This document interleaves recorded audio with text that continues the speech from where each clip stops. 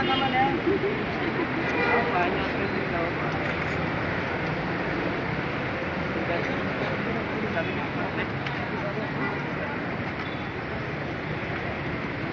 Assalamualaikum warahmatullahi wabarakatuh.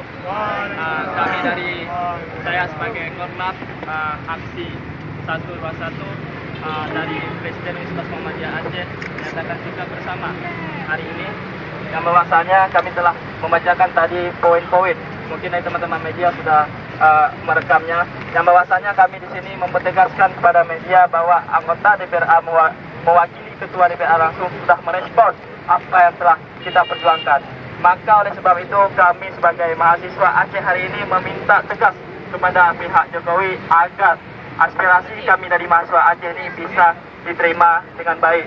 Supaya kenapa? Supaya keadilan, kesejahteraan, kesatuan rakyat Indonesia bisa terjaga dengan utuh.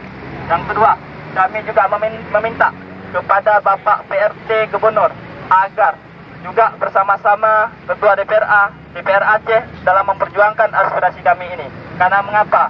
Bapak PLT Gubernur Aceh hari ini juga termasuk orang yang paling dekat emosionalnya dengan pemerintah pusat, yaitu Presiden Joko Widodo. Saya pikir ketika dua orang ini bersatu, dua esensi ini bersatu, kami meyakinkan pemerintah Joko Widodo bisa menerima dan bisa merealisasi yang tujuannya untuk kesejahteraan rakyat Indonesia semata. Maka kami dari Aliansi Mahasiswa Peduli Aceh, tergolong dari Pemerintahan Mahasiswa Universitas Muhammadiyah Aceh, UIN Aradiri, Politekes Aceh, Universitas Ubudiyah Indonesia, kami WSM, IKPPKR, BBG. Mungkin itu pernyataan sikap bersama kami untuk jelas pernyataan sikap dalam putih-putihnya sudah kami jelaskan. Mungkin sekian dari kami. Wassalamualaikum warahmatullahi wabarakatuh. Hidup mahasiswa! Hidup!